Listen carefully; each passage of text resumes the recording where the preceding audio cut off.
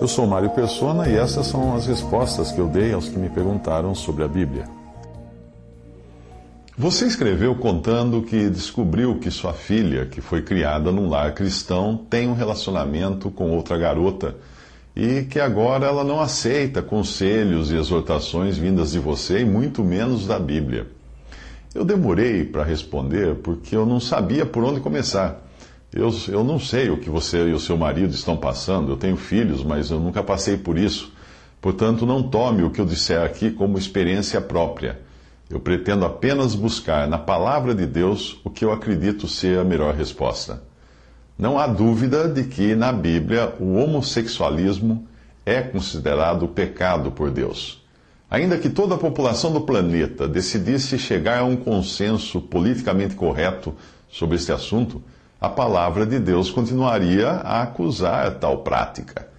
Proibir as pessoas de expressarem sua opinião, como alguns países tentam fazer por meio de legislação, só criaria uma espécie de ditadura gay e criaria também uma perseguição reversa. Aqueles que no passado eram injustamente perseguidos passariam a exercer o papel de perseguidores injustos. Também seria praticar censura, impedir que as pessoas lessem a Bíblia e pregassem a palavra de Deus na sua forma original, tendo que tirar tudo aquilo que fosse contrário ou politicamente incorreto. Se o fato de o texto sagrado denunciar uma determinada classe de pessoas fosse pretexto para fazerem isso, os judeus há séculos já teriam deixado de ler o Antigo Testamento e nas suas sinagogas, porque as suas páginas não poupam críticas ao povo que Deus escolheu e caiu tantas vezes em idolatria. Permitir apenas a publicação de uma Bíblia saneada de ofensas contra esta ou aquela classe de pessoas também não iria funcionar. Mesmo que alguém arrancasse as páginas da Bíblia, isso não seria suficiente para mudar a opinião que Deus tem do homossexualismo. Aliás, arrancar páginas é o que faz o ator Ian McKellen, o mago Gandalf do Senhor dos Anéis. Sim, ele é gay e ele revelou o seu lado censor numa entrevista à revista Details. A jornalista perguntou: é verdade que você, quando fica em hotéis, você arranca a página da Bíblia que condena o homossexualismo? E ele respondeu: sim, eu arranco. Eu não me orgulho de estragar o livro, mas eu prefiro arrancar aquela página a jogar a Bíblia inteira no lixo. E não fui o primeiro a fazer isso. Recebi de um casal de amigos um pacote contendo 40 páginas arrancadas por eles, com o texto de Levítico 18:22, que diz: com varão te não deitarás como se fosse mulher, abominação é. Eles amarraram essas páginas num barbante para que eu pudesse pendurá-las no banheiro. Aí a jornalista perguntou: e você pendurou? E ele respondeu: sim, estão no meu banheiro, mas é mais por curiosidade do que por ter a intenção de usá-las. Mas voltando à sua pergunta, se a sua filha foi criada no Evangelho, ela deve saber que Deus condena o homossexualismo na sua palavra. Mas como Jesus trataria um homossexual? Não existe um relato de qualquer conversa que ele tenha tido com homossexuais, mas nós o encontramos conversando com pessoas que praticavam outros tipos de pecado moral.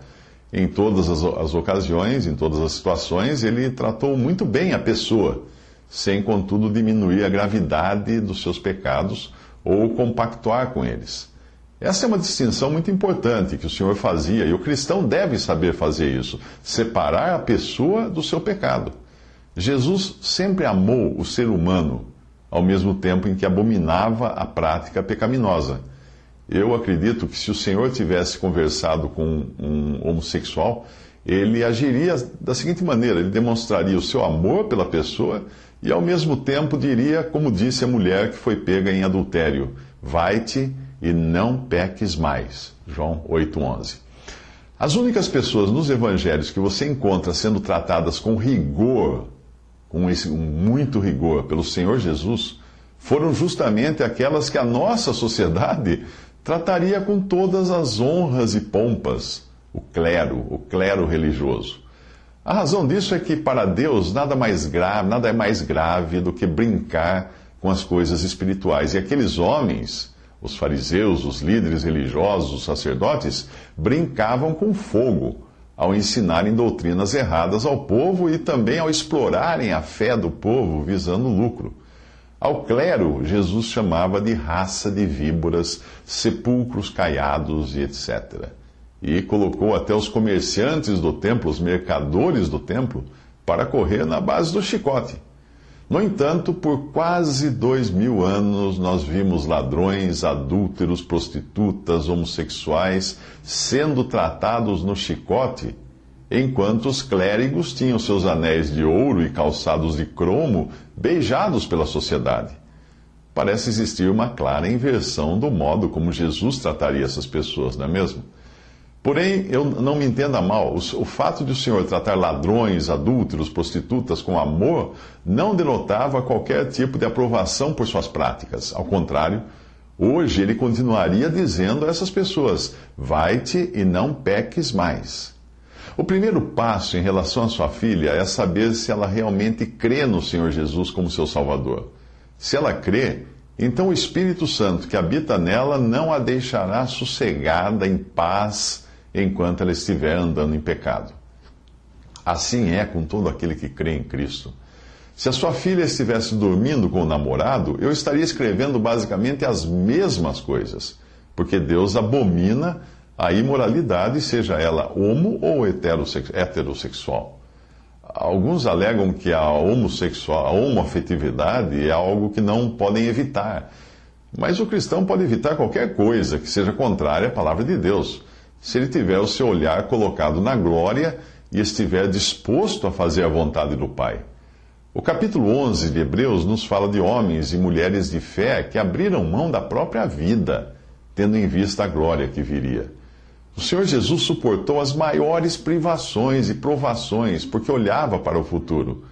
Jesus, que abriu mão de tudo por amor de nós e para a glória de Deus, é o melhor exemplo que um crente pode ter. A nossa vida aqui não passa de um átomo de tempo, comparado à eternidade. Portanto, trocar as coisas eternas por prazeres temporais simplesmente não vale a pena. Mas quando um crente em Jesus, que sabe o certo e o errado, decide deliberadamente andar fora dos caminhos de Deus, ele pode se enquadrar naquilo que a Bíblia chama de pecado para a morte, em 1 João 5,16, e que é quando um crente decide teimosamente desobedecer a Deus e Deus prefere tirá-lo do mundo por não servir mais como um testemunho do que deixá-lo aqui. Nos tempos dos apóstolos, estes tinham autoridade para entregar a pessoa a Satanás para a destruição do corpo, ou seja, a morte, como nós vemos Paulo dizer em 1 Coríntios 5. E aquele era um poder que ninguém hoje tem, os apóstolos tinham, exclusivamente eles. Provavelmente foi com essa autoridade exercida pelo apóstolo Pedro que Ananias e Safira caíram mortos após mentirem ao Espírito Santo em Atos capítulo 5. Eu creio que eles tenham sido salvos, sim, a minha opinião pessoal é que eles foram salvos. Porém, como pelo fogo, como diz em 1 Coríntios 3,15. 1 Coríntios 11,30 nos fala de crentes fracos, doentes e que dormem, ou seja, que morreram, por tratarem levianamente as coisas de Deus.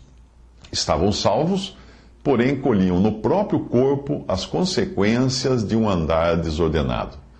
Quando alguém decide fazer uma opção, como se costuma dizer hoje, deve entender que com essa opção virão consequências nem sempre agradáveis. Para um crente, não faz sentido fazer uma opção por algo que não irá durar muito tempo. O que é qualquer opção feita nesta vida, se nós compararmos com a eternidade? O que é? Às vezes é preciso questionar a realidade da fé de alguns que professam crer em Jesus, mas que teimam em fazer a própria vontade. Muita gente acredita numa salvação do tipo ir à frente, orar com o pastor de alguma religião. Mas crer em Jesus é algo que vem de cima, é nascer do alto. É também algo que nos coloca numa dupla relação com Jesus, Salvador e Senhor. A maioria das pessoas é bastante atraída pela ideia de ter um Salvador, mas nem todo mundo gosta de ter um Senhor a quem prestar contas, um Senhor que determina a morte da vontade própria. Aqueles que se sujeitam a tudo para aquilo que o Senhor os destinou, Sabem que ainda um pouquinho de tempo e o que há de vir virá e não tardará. E então ele recompensará aqueles que lhe foram fiéis, homens dos quais o mundo não era digno, como fala em Hebreus 10, 37 e Hebreus 11, 38, até o capítulo 11, versículo 38. Se a sua filha não crê em Jesus, mas ela apenas professa uma religião, sem ter passado realmente pela realidade do novo nascimento, então a sua inclinação homossexual é o menor dos problemas. Ela continua na condição de perdida. E a prática que ela decidiu adotar tem tudo a ver com este mundo, o seu príncipe e os pensamentos humanos. A voz do povo não é a voz de Deus. Portanto, a opinião pública sempre acabará aceitando com naturalidade práticas contrárias à palavra de Deus. Assim, Paulo descreve os Efésios antes de sua conversão. Ele diz assim, Efésios 2, de 1 a 3, estando vós mortos em ofensas e pecados, em que noutro tempo andastes, segundo o curso deste mundo, segundo o príncipe das potestades do ar, do espírito que agora opera nos filhos da desobediência, entre os quais todos nós também antes andávamos, nos desejos da nossa carne, fazendo a vontade da carne e dos pensamentos, e éramos, por natureza, filhos da ira, como os outros também. Se foi este o caso, ou seja, se a sua filha nunca se converteu realmente a Cristo, vocês deveriam estar mais preocupados com sua alma perdida do que com sua moral distorcida. No primeiro caso, se ela for realmente crente em Cristo, ela deve ser amada e ficar bem ciente de que está andando de uma forma avessa à vontade de Deus. Mas no caso dela ser uma incrédula, ela deve ser tratada como qualquer pessoa que precisa do Evangelho, que precisa das boas novas da salvação. Não por ser homossexual, mas simplesmente por pertencer à raça humana caída e descendente de Adão. Do ponto de vista da vida diária, agora, vocês devem deixar claro a ela que não poderão tratá-la como se nada estivesse acontecendo, porque nós vemos que o tratamento de alguém que, dizendo-se irmão, anda deliberadamente em pecado, deve ser um tratamento disciplinar. Isso você lê em 1 Coríntios capítulo 5. Não no sentido de castigo, de espancar ou coisa do tipo. Não é isso. Mas de traçar uma clara linha divisória entre o que é da vontade de Deus e o que não é. E tentar de todos os meios ganhá-la para Cristo, orar por ela, orar por sua conversão ou para que ela abandone esse erro se ela já for convertida. Embora vocês não possam romper os laços naturais de afeição e filiação, que ela é filha de vocês, não é? Devem estabelecer alguns limites, como, por exemplo, não receber a companheira dela na casa de vocês. Eu estou supondo aqui que a sua filha ainda more com vocês, apesar de ela já ser emancipada, como você explicou. Uma pessoa que vive na casa de seus pais, não importa que idade ela tenha, deve seguir as regras, se sujeitar às regras daquele que é a cabeça da família, o pai. É preciso sempre adotar o olhar de Deus sobre qualquer assunto. Quando qualquer um dos seus filhos cai em pecado, ele nos disciplina. Ele nos coloca no gelo, por assim dizer. Mas em momento algum ele rompe a relação de pai e filhos. E nem nos ama menos por isso. O pai da parábola do filho pródigo fez das tripas coração para trazer o seu filho de volta. A mesma parábola mostra que provavelmente o filho que continuou perdido foi o filho bom. Aquele mais velho que ficou em casa porque não se sentia pecador. Um outro ponto importante que vocês devem ter em mente é que boa parte da indignação dos pais numa situação assim, principalmente pais crentes, não é exatamente uma ira santa. Nós somos zelosos da nossa própria imagem e reputação. E quando um filho ou uma filha decide viver de um modo que nos envergonha, parte da nossa indignação vem de um ego ferido.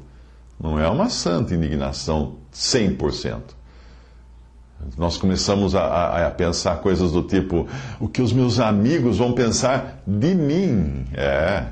Como ela pode fazer isso depois de tudo que eu fiz por ela? Quanta falta de consideração para com a minha dedicação.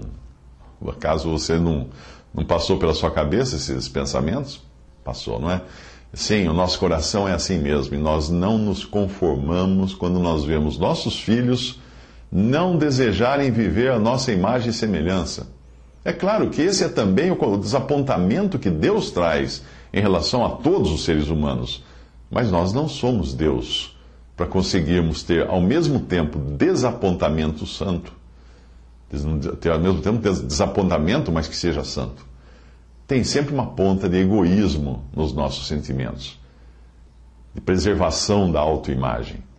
Eu não sei se tudo o que eu escrevi aqui servirá de ajuda. Caso a sua filha venha a ler esse e-mail, é bom que ela entenda a minha posição a respeito da homossexualidade. Primeiro, eu prefiro conversar com um homossexual do que com um clérigo todo paramentado e falando com voz sussurrante. Sim, prefiro conversar com uma pessoa que vive até abertamente em pecado do que com um religioso que esconde o que ele realmente é. Pelo menos aquele que vive em pecado assumiu a sua condição de pecador. O outro, o religioso, ele esconde a sua condição debaixo de um manto de dignidade religiosa, para que as pessoas continuem beijando o seu anel. Eu acredito que esse seria também o sentimento de Jesus pela distinção que ele fazia, observando a distinção que ele fazia ao tratar com uma mulher adúltera que caiu em pecado, mas dizer para ela não pecar mais, e tratar com um sacerdote, um fariseu, um escriba, uma pessoa da classe religiosa do judaísmo. Uma outra coisa é que você jamais me verá fazendo lobby contra os direitos dos gays. Não, você não vai me encontrar fazendo isso. Essas discussões que ocorrem na casa de César não me interessam nem um pouco, porque eu estou de passagem por um mundo cujo príncipe não é o meu Senhor. O príncipe é Satanás. A nossa sociedade não é nem metade promíscua daquela do Império Romano nos tempos de Jesus, e mesmo assim, ele não se deu ao trabalho de tentar alterar o status quo daquela sociedade, a maneira como as pessoas viviam na sociedade. Não. A sua pessoa e a sua obra, a pessoa e a obra de Cristo, fizeram isso, obviamente, por influência, mas não por ingerência nos assuntos deste mundo. Então você não vai me encontrar participando de passeatas e manifestações contra gays ou contra o direito do gay se casar ou coisa assim. Você não vai me encontrar fazendo isso. Não tem nada a ver. Não tem nada a ver um cristão querer mudar o andar da carruagem desse mundo. O mundo é o mundo, César é César. Mas pregar o evangelho, sim, você vai me encontrar pregando o evangelho.